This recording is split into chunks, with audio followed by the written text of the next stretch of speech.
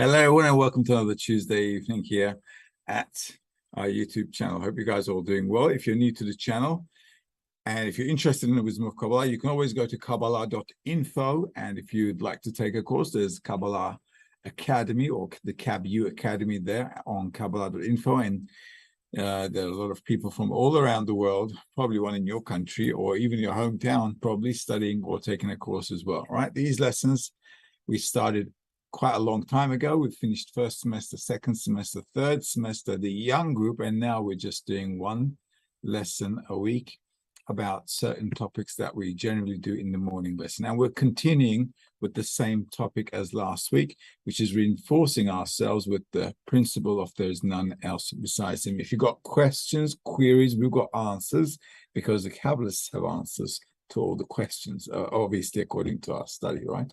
So if you'd like to ask any questions regarding the material, please feel free to do so.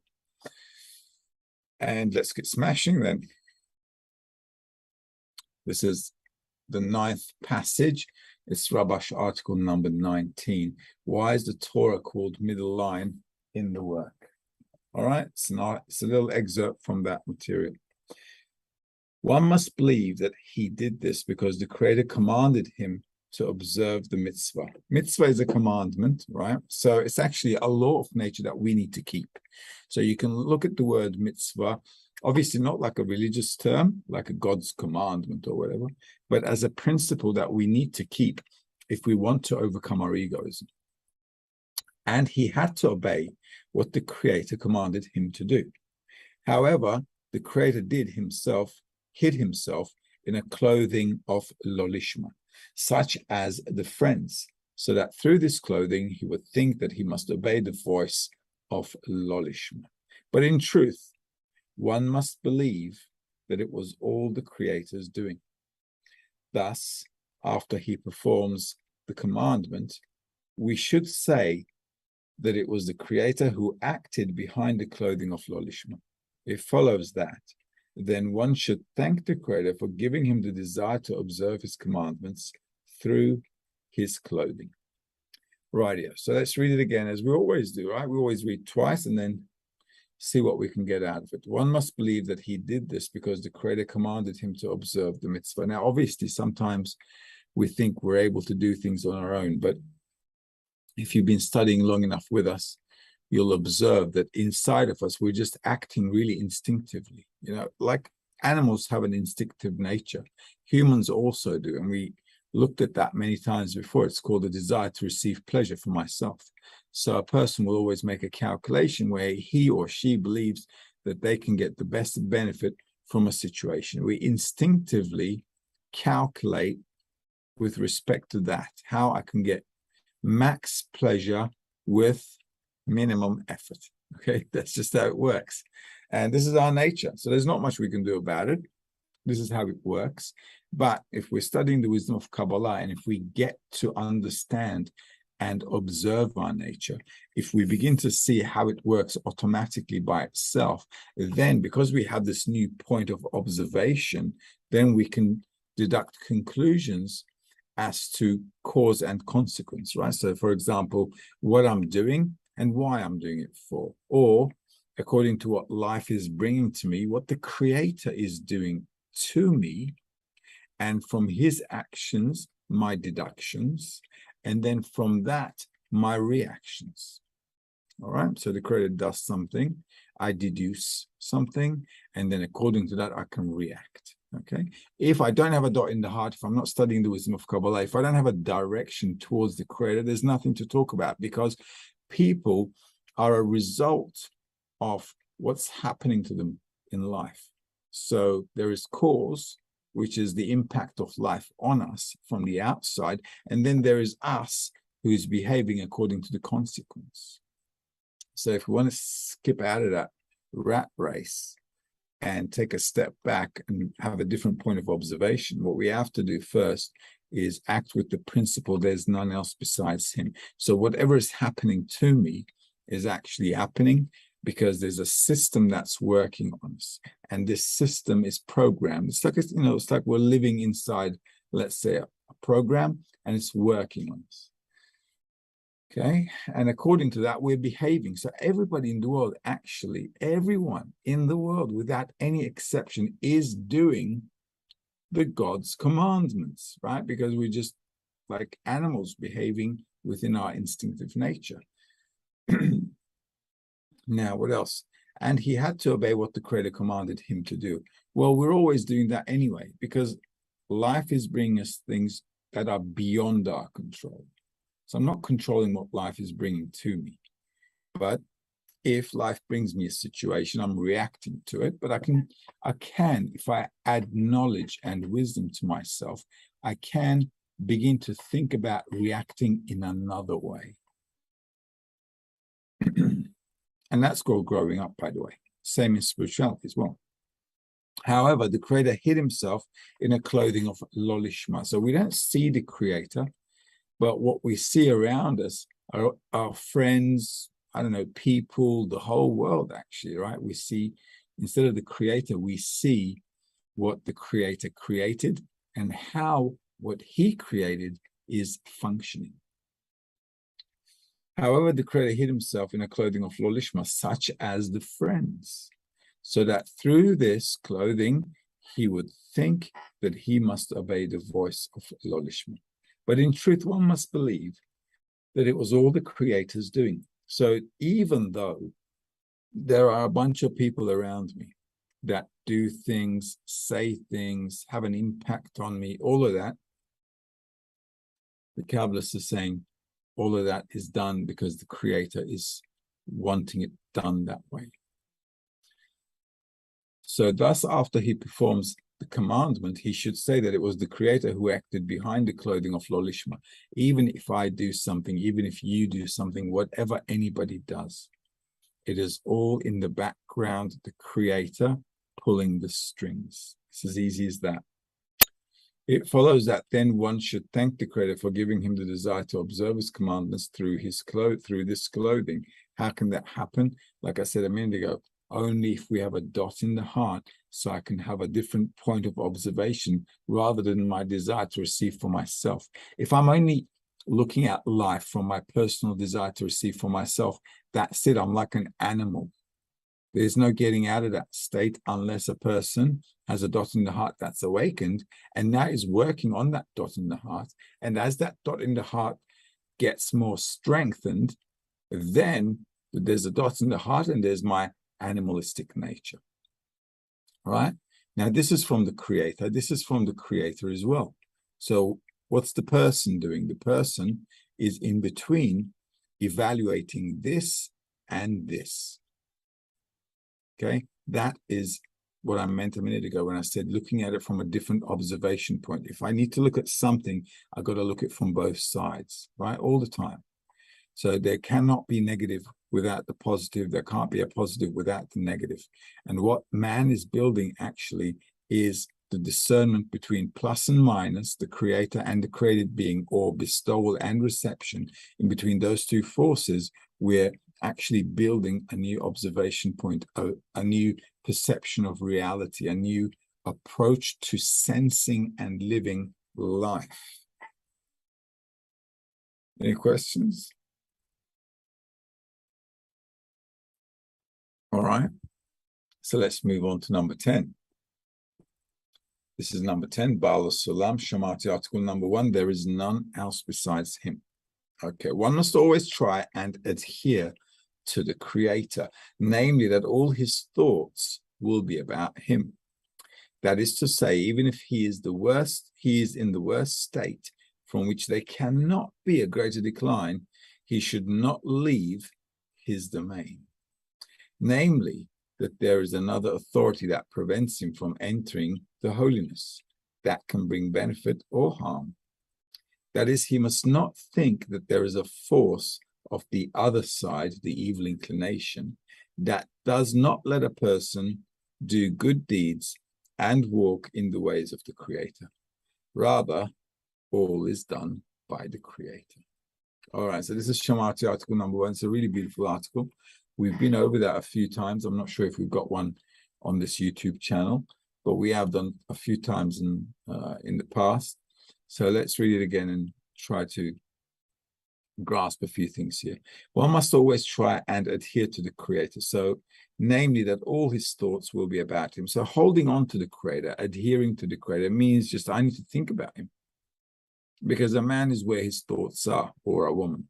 Okay, so anybody, wherever you are where your thoughts are. So, if we want to be with the Creator all the time, we just think about him all the time. That is to say, even if he is in the worst state from which there cannot be a greater decline, he should not leave his domain, namely that there is another authority that prevents him from entering holiness, that can bring him benefit or harm. So no matter what happens to me, doesn't matter what state I'm in, I should always relate to my situation as there's none else besides him. So everything that's happening to me, whatever I think, what I desire, what's happening in my corporeal reality, family, work, life, health, doesn't matter what you're going through in life, always relate to it as it's coming from the Creator. All right, so that's really important. That's one of the fundamental points, because what we're trying to do is, in spirituality, in the wisdom of Kabbalah, we're trying to achieve a connection, right, between us and the Creator. Now, the potential of that is the dot in the heart, okay? So that potential we're growing. And the way to grow any desire is by thinking about it. Okay, so if you want to grow a desire, if you want to make something big, if you want to desire, if you have a small desire for something, if you want it to be big, you got to think about it a lot, because the more you think about it, the more you're going to grow your desire, the more important it's going to become. The more important it becomes, the more you're going to chase it. Okay, so it's 1 + 1 + 1 = 3. Okay, so it's a very logical path. That is to say, even if he's in the worst state from which there cannot be a greater decline, he should not leave his domain, namely that there is another authority that prevents him from entering holiness, that can bring benefit or harm. So there is nothing in the world other than the Creator that is doing anything. We are led to believe that we can do something. Okay, we are led to believe that, because if we didn't think that we were doing something independently, we'd probably all just jump off the bridge. Okay, because we'd be like puppets, and the world would really be a puppet show then. In our perception, it'd be like a puppet show. Okay, so we'd all be like puppets, understanding that we are puppets. Okay, so that's that kind of a feeling and understanding we could not stand, or we could not remain in. So the Creator is allowing the individual to feel as if he or she is free to think, to do whatever they want to do. And because the Creator is not around, we can't relate anything to the Creator. But if we want to build a bridge towards the Creator, then I've got to start thinking in this direction, that there is me and there's the Creator, and everything in between, called this reality or my life, is the language that he's using to talk to me. So I've got to decipher the language. In order for us to do that, we're getting some tips from the Kabbalists. That is, he must not think that there is a force of the other side, the Sitra Achra, the evil inclination, that does not let a person do good deeds and walk in the ways of the Creator. Rather, all is done by the Creator. So this is another important point. Sometimes friends say, oh, I can't do this, I'm unable to do this, I'm weak, blah, blah, blah. Okay, the regular whinging that we get in people. All right, there's a saying where I come from, don't be like a whinging pom. Okay, so stop complaining, because the Creator is never going to give anybody something they can't overcome. The only time a person falls weak and goes, and falls off the bandwagon, really, is because they're not connecting to the environment. If I don't connect to the environment, I cannot increase the importance of spirituality. Why? Because spirituality is loving others and bestowing to others. And who wants to do that? Nobody. Okay, so we've got to be crazy to want to do something which is against our nature, completely against our nature. So in order to stand the inner pressure the inner resistance, in order to fight that inner resistance, I'm going to need help from the outside. I can't defeat myself. So I need support. I need guidance. I need, some kind of a support mechanism to help me overcome the negative moments or the sour moments that I'm going through. So that's very important to understand. Okay, so a person can overcome everything, and everything that comes to a person is coming straight from the Creator, and that's it. All right, so these are things we need to put in perspective. Number 11, if there are no questions, I'm moving on. Okay, number 11, we've got something from Zohar for All. Introduction to the book of Zohar, 2 points, item 121. All the many contradictions to his uniqueness, which we taste in this world, separate us from the Creator. Yet when exerting to keep Torah and mitzvot with love, with our soul and might, as we are commanded, to bestow contentment upon our Maker, all those forces of separation do not affect us into subtracting any of the love of the Creator with all our souls and might.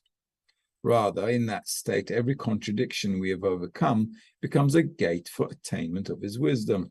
This is so because there's a special quality in each contradiction, revealing a special degree in attaining him.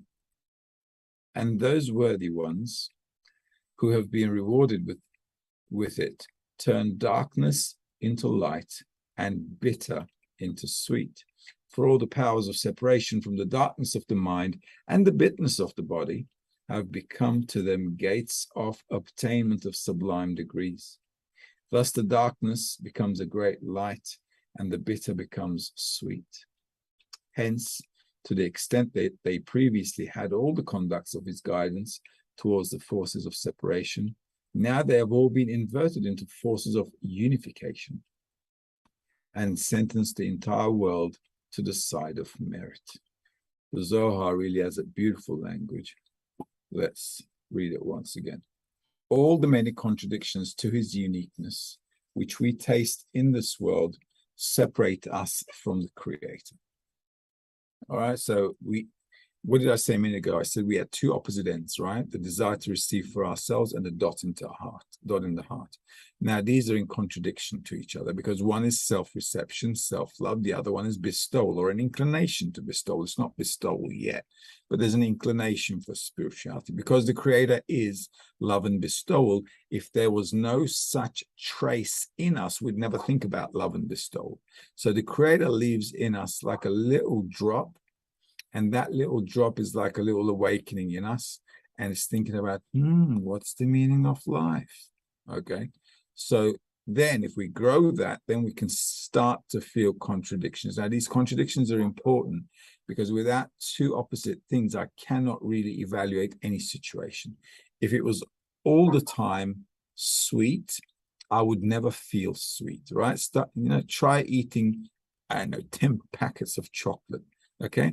And you'll see that, after a while, it's not sweet anymore. You're going to puke up, okay? Why? Because there's a limit to everything. So you've got to have two opposite ends. You've got to have the bitter and the sweet to evaluate the balance between them, or to really evaluate what is sweet and what is bitter. Same with truth and lie, day and night, beautiful, ugly, good, bad. Everything in life must have two discernments so we can evaluate them and bring them to reconciliation. Otherwise, we won't be able to do that. So Zohar is explaining to us all the contradictions we see in life. We're looking at life.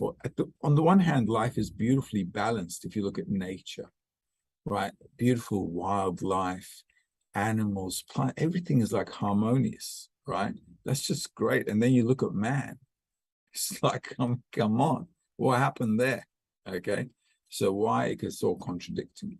So the good, the bad happens. When we're small, when we're little children, life is a bit sweet As we grow up, life becomes more demanding, more pressuring. So all of a sudden starts to turn sour.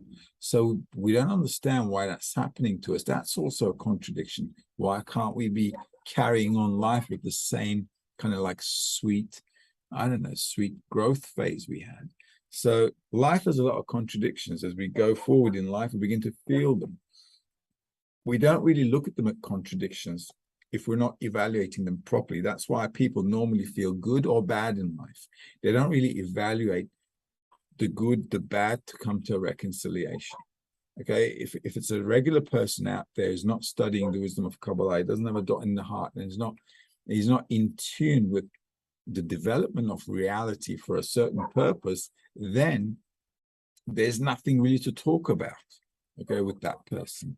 Okay, because they're just behaving instinctively. Obviously, it's not their fault. That's just how it is.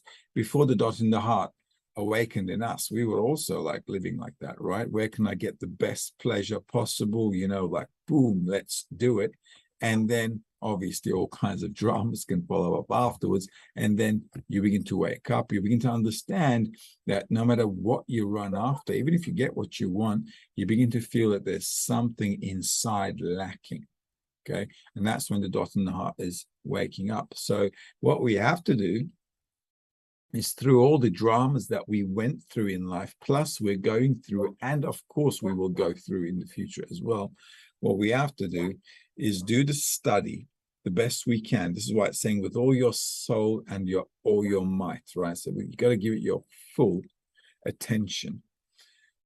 And then we got to do all of that to bring contentment to the Creator. So we want to do it in order to bestow. The Creator doesn't need anything from us to be content.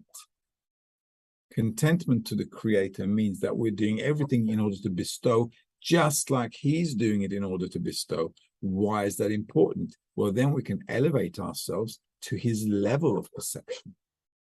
All right. If I'm just receiving for myself, I'm always going to stay in this level. I'm going to end up dead in this level. However, though, if I elevate my perception of reality to that of the Creator by working towards behaving like Him, then it's a different ballgame. Then I can look at reality from a different perspective.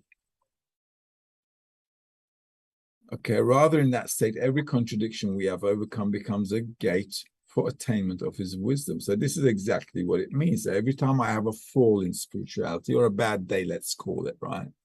Every time I have a bad day, what do I need to do? I need to reconcile it with the goal, and I need to like kind of make sense out of it to give myself an adjustment. Okay, everything in life that's happening to me is like it's like a piece of wood in the hands of a carpenter who's doing something, and he's sandpapering us and chipping away the rough edges. That's what life does to us. So as we get older, this is why as we get older, we like relax a little bit, we get calmer. Okay, because we don't want to run after a bunch of stuff, because we've been through that when we were young, and it was like, you know what, leave it alone. Give me some peace and quiet, and that's it. Okay. Why? Because we've been through a life cycle. So we've been through all that experience. So this is how it is. So all of these contradictions are actually helping us to have a higher level of understanding. And then finally, as we study the wisdom of Kabbalah more and more and more, we'll begin to cross that border where we're still in our nature, which is a desire to receive, but we will also attain a little bit the first initial state of the will to bestow. And once that happens, then we can build bestowal constantly on top of the growing egoism that we will face along the path, okay? And then those two contradictions become really invaluable, because without them, you can never go higher. Okay, so the more contradictions there are, the better it is, because then I'm able to reconcile more. I'm able to grow my vessel of reception, perception, reception and perception, everything. I'm able to grow my vessel in depth and in, width, much more. So these contradictions will always help us. Oops. Just a second. No, I've done a little boo-boo here. Okay, let's just.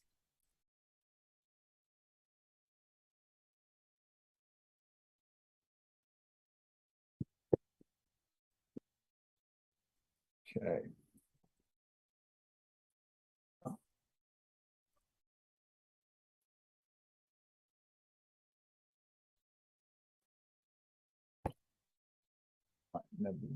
That's all good. Okay. And that's not so good. Just a second. Because my screen is now all bubbly. Just let's get rid of that. Okay, now we're looking better. Okay, so that's that.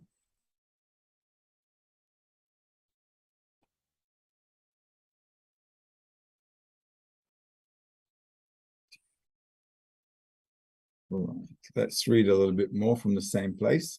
Then, for all the powers of separation from the darkness of the mind and the bitterness of the body have become to them gates of attainment or obtainment of sublime degrees. Thus the darkness becomes a great light and the bitter becomes sweet. Hence, to the extent that they previously had all the conducts of his guidance towards the forces of separation, now they have all been inverted into forces of unification and sentenced the entire world to the side of merit. So as we develop more and more, what we reveal in reality is the bad egoistic nature that we have. And according to that bad egoistic nature, we have to build the next better, the next good level, which corresponds exactly to that bad situation. Now, remember, in humanity, we're also developing the same way. Every time humanity has a revolution, every time humanity, like renews itself, it's because it cannot stand the current state it is in. And because it can't state the current state it is in, it has to do some kind of change. And this is how all the revolutions in human society have come about, because we cannot tolerate the state we're in. So inner change also requires the person to be in such a state that it is intolerable for me to be in this situation. This is also when we make our personal changes in life as well. Whenever, if you want to make a change in life, you got to feel that I cannot stand this situation. And then I can think about getting out of it. And then can find a way of getting out of it. Okay. All right. Let's, no questions. Yes, questions. No questions. Okay. So it's a quiet night tonight. Okay. So let's take a look at item number 12.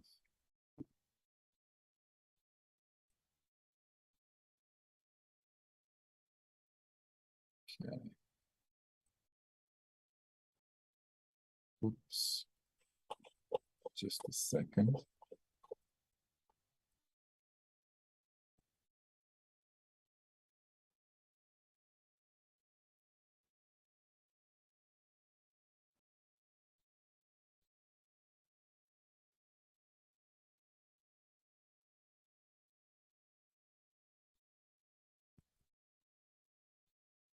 Right then, Bağlasam Şamati article number 172, the matter of preventions and delays.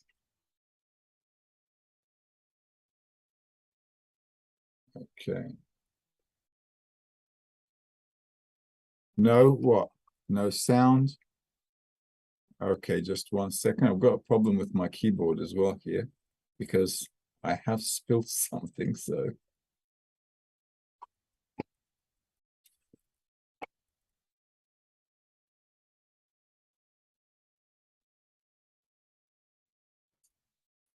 Oh, there's a question.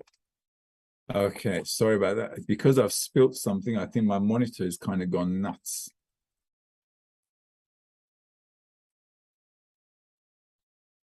And this is why I'm having a bit of a drama. Okay, so Ingrid is asking, how can one move if there's none else besides him and all is good? How can one move if there's none else besides him? What do you mean, how can one move?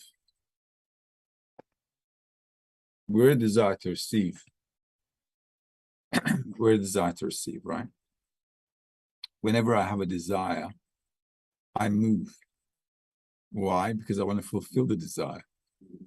This is why you cannot sit and stand still. Okay, that is important to understand. If we have a desire, it means that's how we're moving about. Oops, there you go. Every time you have a desire, you move to fulfill the desire. Now, there's none else besides him. Why? Because that desire is coming to you. All of a sudden, you got this desire, right? For example, all of a sudden, you feel a little peckish, and you go to the fridge, and you want to check it out if there's something you can peck at. Okay, it was like, okay. Why? Because you want to eat something. You're feeling like a little nibbly. And that's how it is. So we're a desire to receive, guys. Even if you didn't want to do anything in life, you're still going to go and eat something or drink something. The Creator will not leave you alone. You cannot just sit and rest unless you want to be in a state of still and commit suicide, God forbid. Okay. So we're all moving. We're also moving according to our dot in the heart. The desire in us is compelling us to move. If we didn't have a desire, we wouldn't move. Because we're always seeking fulfillment. We're always on the move. This is why, even if you're rich, it's not going to help you. You're still going to have to go chase some pleasure. Okay? All the time, in fact. Doesn't, it's not a solution. Even if you have everything you want, you will still need to look for pleasure to move forward. That's how it is. Okay. So let's move forward. What we have to understand with the principle of there's none else besides him is that our desires, our thoughts, they all come from the Creator. Everything that's happening to me in life, that's coming from the Creator as well. Why? Because, well, first of all, I didn't create myself. That's one thing. So our nature is like completely, like it's like a software programmed by the Creator, and it's running.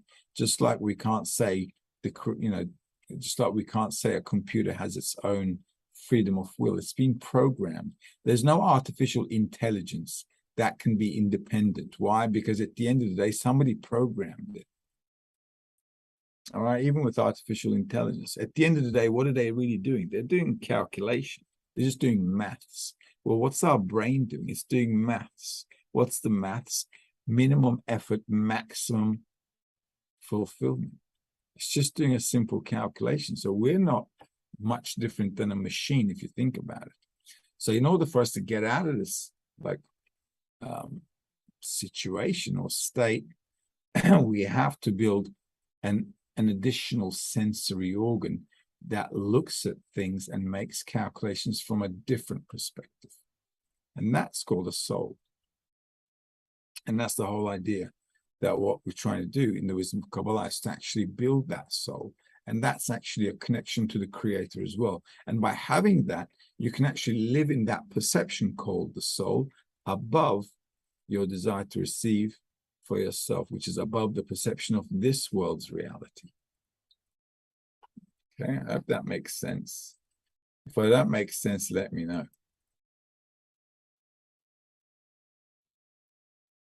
Okay, so item number 13 is the Shemati number 70. When one overcomes all the hardships and the disturbances, one is not easily repelled, but with a mighty hand. And if one overcomes even the mighty hand and does not want to move from the place of holiness whatsoever, but wants to adhere specifically to the Creator in truth and sees that he is repelled, then one says that fury is poured out onto him. Otherwise, he would be allowed inside. But because fury is poured out on him by the Creator, he is not admitted into the king's palace to adhere to him. It follows that before one wants to move from one's place and breaks in and wants to enter, it cannot be said that he feels that fury is poured out on him. Rather, after all the rejections that he's rejected, and he does not move from his place, meaning when the mighty hand and the fury poured out have already been revealed upon him, then I will be king over you comes true. This is so because only through bursting and great efforts does the kingdom of heaven become revealed to him, and he is rewarded with entering the king's palace. Rightio, so if you ever had a baby, you'll probably know, okay, that it does get a little pressuring towards the end before birth, right? Okay. And that's how actually being born in spirituality is also like. So as we start to study the wisdom of Kabbalah, at first, we don't have a lot of dramas. Okay, at first it's all like nice and honky-dory kind of thing. And we're all like, picking berries in the forest and it's all looking good. Okay, but as we grow up in spirituality, we begin to get things that are kind of like against the path, right? Against connection, against bestowal. And that's when you can begin to feel, there's a change in the work. And when you begin to feel such changes in the work, and you keep pushing and pushing and pushing, these become a bit more, how should I say it? A bit more focused, a bit more bold, distinct, and you begin to observe things a little bit better. And if you put them into the right perspective, on the one hand, on the one hand, your dramas are getting a bit more dramatic, but on the other hand, how you can handle it and how you can bring understanding to it is becoming more sophisticated. So on the one hand, you've got dramas. On the other hand, you begin to build sophistication in order to handle it. Obviously, you got to do that in the group, right? Because that's where you're getting all your impressions from. So all the spiritual impressions I'm getting is from that feedback, which is caused by the interaction in the group. And then I've got life as well, right? So I got the spiritual group, I got my life as well. So corporeality and spirituality. And it's kind of like they're constantly in conflict. And I've got to kind of choose all the time, one over the other, depending on what's necessary and unnecessary. So the Creator is always trying to kind of like push me into tight spots where I can begin to make better discernments and better calculations. So this is why, as we progress in the wisdom of Kabbalah, and even after spirituality as well, spiritual attainment too, as you increase your vessel, your perception also is increasing. So the amount of things you need to overcome quantitatively, qualitatively as well, will be greater. As with also in life, as we grow older, we handle bigger problems. We're not handling, huge problems when we're born or when we're kids. But as we grow up, problems are getting more intense, they're getting bigger, and then we're going to have to deal with them. Why? Because we're getting bigger. And our egoism is getting bigger. So it's all kind of like interrelated.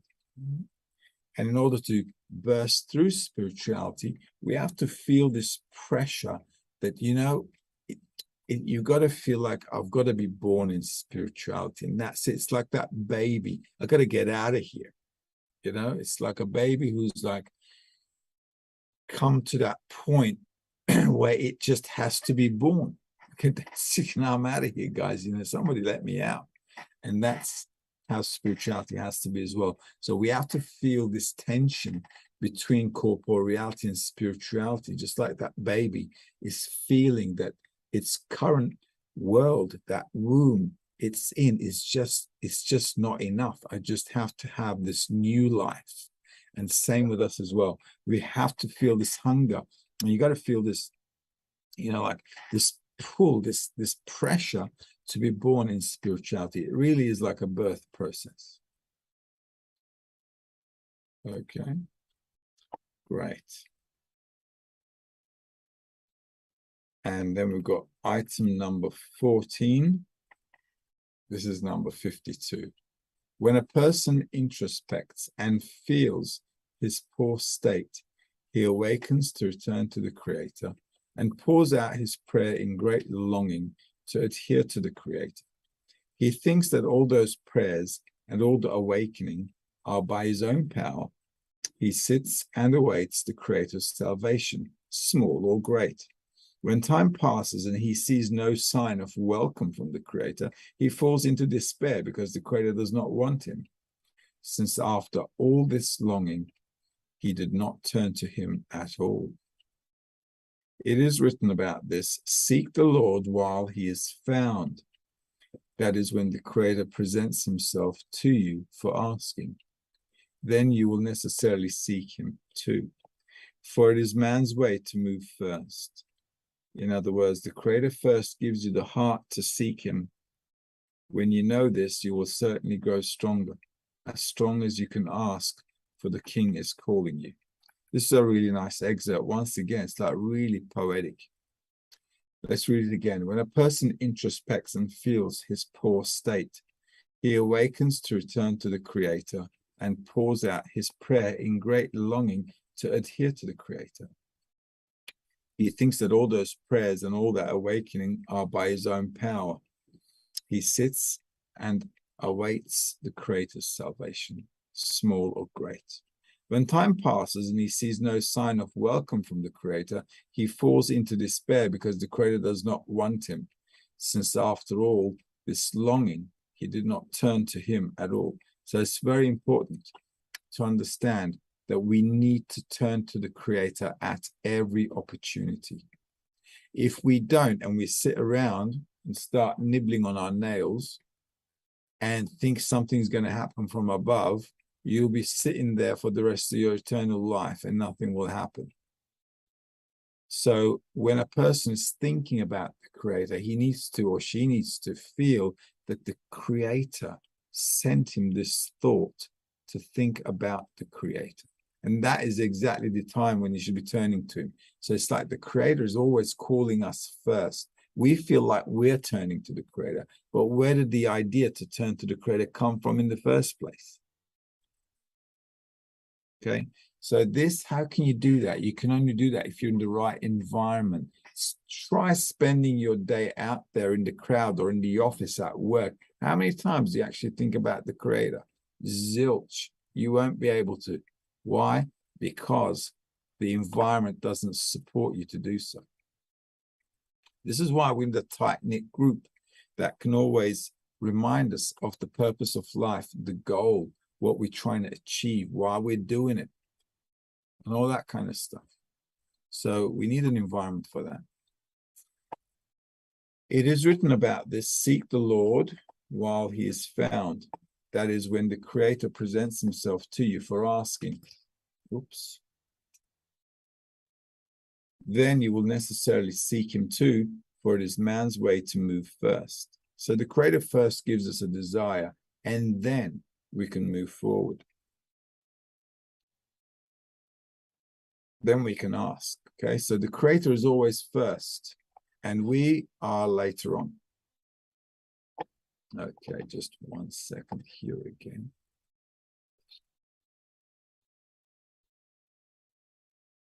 Crikey. Let's do this.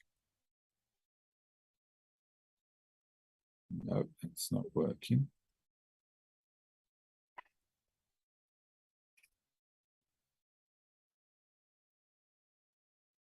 Okay. So seek the Lord while he's found. Otherwise, how can you seek the Lord if he's already found? Okay, take a look at the sentence. The sentence is already contradicting. Seek the Lord when he's found. If you already found him, what are you going to seek? Okay, so that actually means that the Creator first sends the person a desire. So the Creator awakens the person. And what does that mean? It means the Creator is desiring you first, not the other way around. So when he does that, don't miss the opportunity.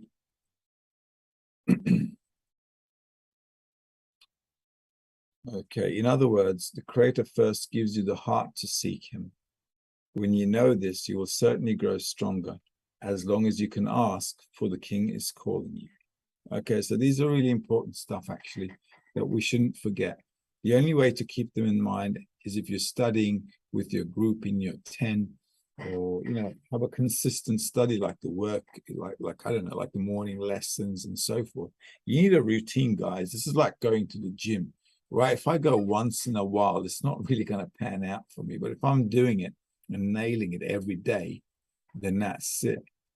You know, week by week, you're going to get results. Otherwise, not going to happen. This is, once again, environment. It's all about the environment. All right, so we'll call it a night. We're going to love you and leave you. One of my monitors is dysfunctional. Is there a question? Oh, Patricia's asking a question. Sorry about that. If we're not the best at explaining Kabbalah, or our experience will become better at expressing and absorb that quality from others on the path. Let me read it again. Patricia's asking, if we are not the best at explaining Kabbalah, or our experience, will we become better at expressing and absorb that quality from others on the path? Not necessarily. I'll tell you why. Look, everybody has a place in reality, right? So everybody is like a jigsaw puzzle, and everybody's filling in the blanks. So it doesn't mean that we can all do the same thing. And it's only logical, right? Because I can't do any plumbing.